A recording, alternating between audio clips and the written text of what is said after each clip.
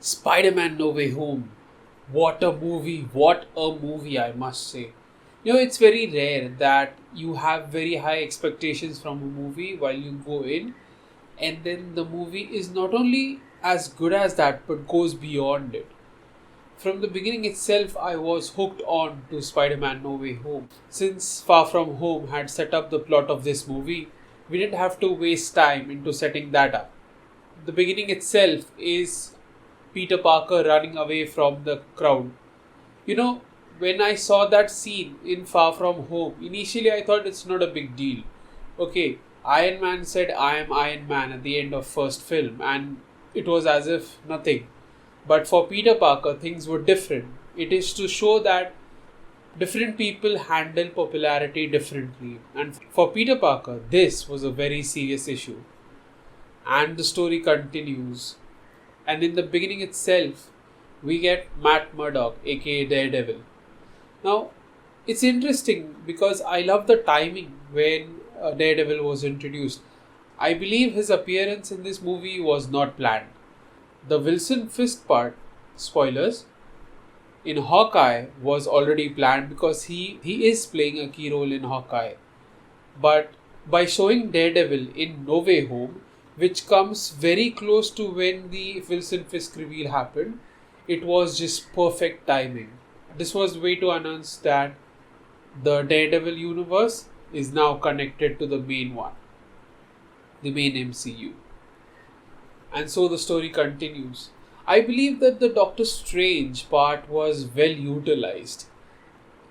Doctor Strange wasn't just taking care of Peter Parker, he was challenging Peter whenever needed. And he was not spoon feeding everything. One thing I found interesting was that the Sanctum Sanctorum was covered in snow. What was the point of all that? The way they explain in the movie is that some door was left open and so all the blizzard came in. But Doctor Strange is magic. He can just clean the place with a spell. Then why? Why would they leave it there? Perhaps it is to show that even Doctor Strange, the Sorcerer Supreme, the ex-Sorcerer Supreme, can make mistakes. So Peter Parker is just a child. So he can make mistakes and he will make mistakes, which we see in the story. At the base of it, the plot is very simple. Peter Parker is done with his basic schooling. Now he has to go to the college. But since he has become infamous due to that video, he's not getting any admission. And his friends, especially his friends. So he wants them to get admission. And since he is an Avenger, he is in touch with some powerful beings, he prefers this way more than a simpler way, trying to persuade the college. It's but natural. Okay, so Peter Parker convinces Doctor Strange to use a forgetting spell where everybody forgets that Peter Parker is Spider-Man. Now, at this point, it would feel as if that the entire movie is out of his hand and Doctor Strange will be controlling the events. But the beauty of the scene is that the person to take control and to ruin the plot, to ruin the spell, is Peter Parker. His concerns are very genuine. Like, there are some people he does not want to forget that he is Spider-Man. And then things happen, things go out of control, and then the villain starts coming in. These villains are amazing, irrespective of the fact that we are excited for them because they were from previous iterations. They are not exactly villains. Each one has been through a past where something wrong happened with them and that's why they are that. So it's but natural that Peter Parker would want to cure them. One interesting thing about the movie is that the line, the most famous Spider-Man line, with great power comes great responsibility. In previous iterations, we saw a typical format where there's an old man who takes care of his nephew. he sees his nephew doing reckless things. He gives him that line of, with great power comes great responsibility, and then he dies, making that line very impactful. But we don't see the relationship between Uncle Ben and Peter Parker develop for his words to be truly impactful. But in this case, Aunt May has been with Peter Parker throughout the trilogy. So we know that they are close. They have been through some tough times. So her words, when she says them, are very impactful. More than that, she doesn't just say those words, but she shows them what it means, what responsibility means. Even though these people are villain and it's their fate to die, as a person who has the ability to change that, he should do everything to change it, be it for the villains. That's the point about responsibility, and she doesn't just say it, but she explains it, which makes it beautiful. One interesting part at the beginning, I feel, is that setting up the world. We know that Spider-Man No Way Home is a part of MCU, obviously. But how do we know that? Where is it set in? What time? Which is very interesting. When we get the Rogers commercial, or when we get a mention in Hawkeye about the remodeled Statue of Liberty. And the most important part is when we get Matt Murdock Daredevil. His timing, along with Wilson Fisk, is not to set up a story about something else. It's to show that they are based in one world. Like the events of Hawkeye and Spider-Man No Way Home are happening parallelly at the same time. They don't have to cross over. Like Spider-Man has no relevance in Hawkeye and Hawkeye does not have any relevance in Spider-Man. But it's nice to see that they happen in the same world. Okay, the surprises.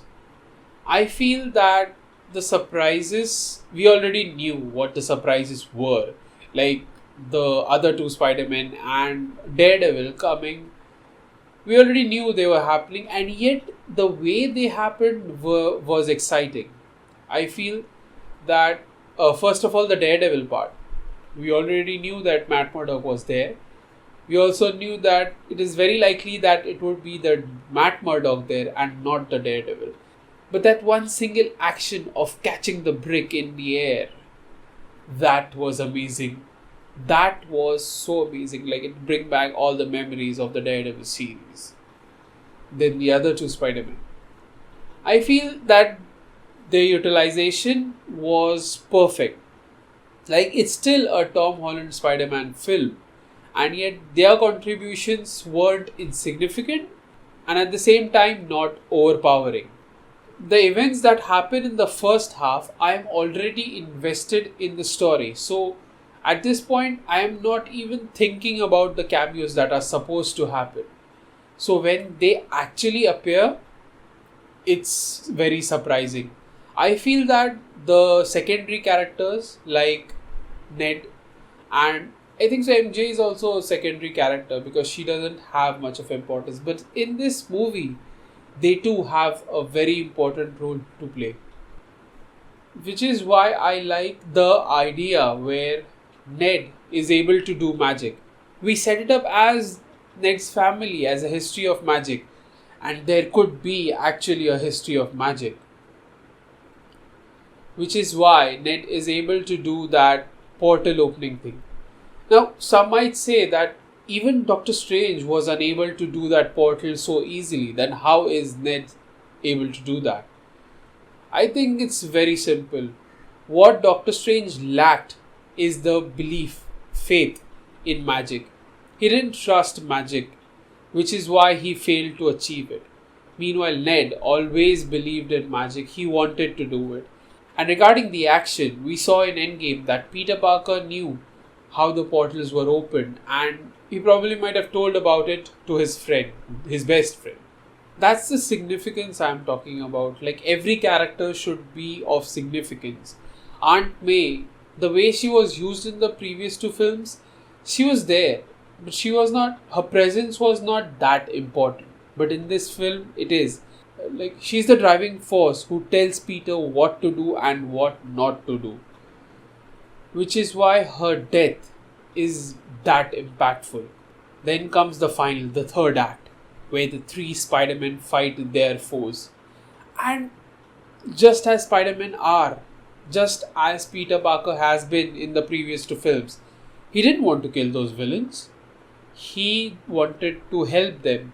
He wanted to cure them. But not in this film. In this film, the stakes are personal. Like, whenever I saw him fighting Green Goblin, it felt like every punch carried weight. Like there was a reason he was doing it. And he was heavily motivated to kill him for the first time. Now, for someone who is that young, it's dark. It's very, very dark. So, I think it was perfect timing for these other two Peter Parker to step in and warn Peter that once you cross that line, you won't be able to come back. So don't. I think the ending was beautiful. Like, it wasn't a proper happy ending to the story, but it was perfect in the sense that we have seen the previous iterations where Peter Parker already knows that hiding your identity, keeping yourself safe and your loved ones safe is very important. But this Peter Parker is young. How is he supposed to know? Further, all the other Avengers, their identity is not something hidden. Be it Tony Stark, Bruce Banner, Steve Rogers, Thor. Their identities are public. They are not hiding their identities. Then why should Peter Parker do the same? So, this simple thought that you should not reveal your identity, which is very apparent to the previous iterations of Peter Parker. For Tom Holland's Peter Parker, this same thought comes over a long journey, which is beautiful. I believe that this trilogy was sort of a pre-origin series. Yes, the spider bite happened a long time before, but this was like the preparatory phase for Peter Parker to truly become Spider-Man. I love this film. I love this film because not only the characters were utilized perfectly, each one had a role to play. They weren't there just for fan service. Obviously, fan service was there. There was nostalgia. But they were utilized perfectly, which was the best part. Tom Holland Spider-Man, like, when the announcements were coming, everybody was joking that, Tom Holland is going to be in this film. Despite being the main character, people were guessing that he would be overshadowed by other personalities.